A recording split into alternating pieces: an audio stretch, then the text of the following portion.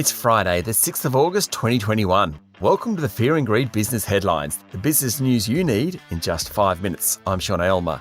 In today's headlines, Victoria heads into lockdown as New South Wales records its highest tally of COVID-19 cases this wave.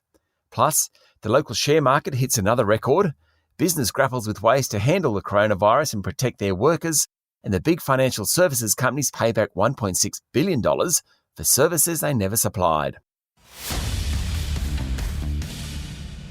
Our lead story today, Victoria last night went into a snap lockdown as New South Wales recorded its highest number of COVID-19 cases. It's the sixth lockdown in the southern state and came after 8 new community cases were recorded yesterday, and traces of the virus were found in sewerage outlets in other parts of the state.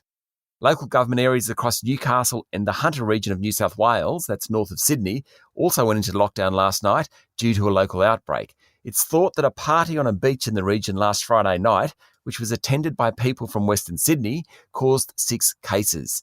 New South Wales yesterday announced 262 new local cases, yet another record, and tragically 5 deaths. And Queensland recorded 16 new local cases of COVID-19 yesterday, all linked to the Indooroopilly cluster. 4 of the cases were in the community while infectious, and there are now 76 cases from that cluster.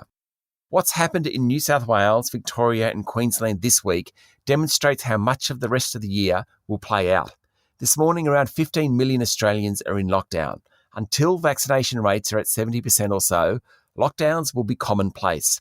As a result of the Delta virus being so infectious, governments of all stripes have moved away from zero tolerance towards living with the disease. But that can only be done safely once people get vaccinated.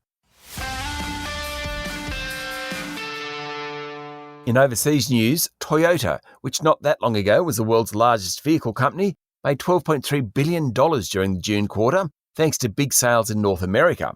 Its main rivals in the region, General Motors and Ford, both had disappointing results during the June quarter, in part due to disrupted production, reflecting component shortages.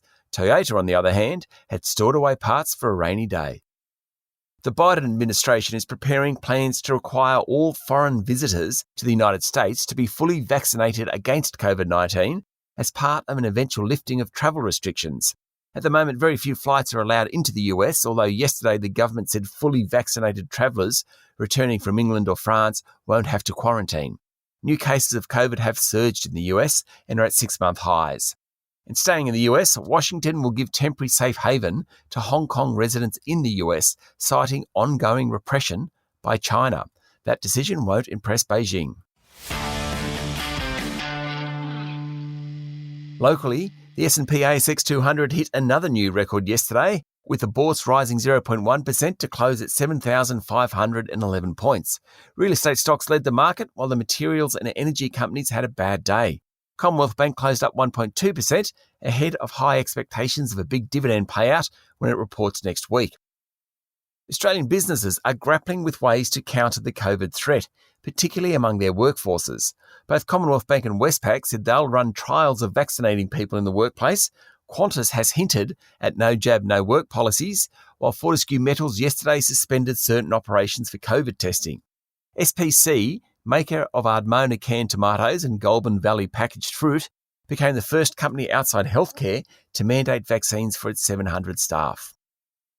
The Big Four banks, AMP and Macquarie, have so far refunded $1.6 billion to financial advice customers charged for services they didn't receive.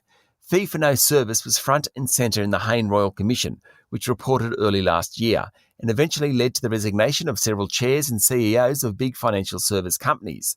The corporate regulator said Westpac had refunded most, $578 million, while NAB had refunded $566 million.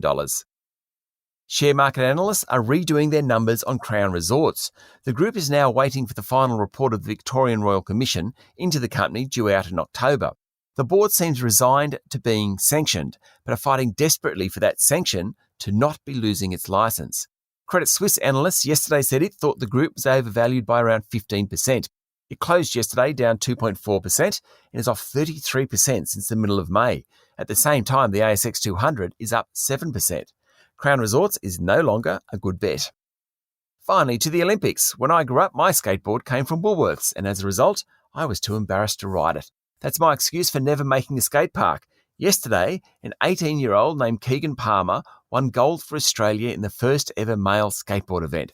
What he did defied gravity. The genuine excitement among all the riders and respect for each other was wonderful to watch. That's what the Olympics is all about. That's the Fear and Greed business headlines for today. Make sure you hit follow so you get it every morning. And if you'd like more detail and more stories, search for our longer daily podcast called Fear and Greed. We also release a daily interview. Today, I'm talking to Tim Lawless from CoreLogic about Australia's extraordinary property market. I'll be back later with the afternoon market report. I'm Sean Aylmer. Have a great day.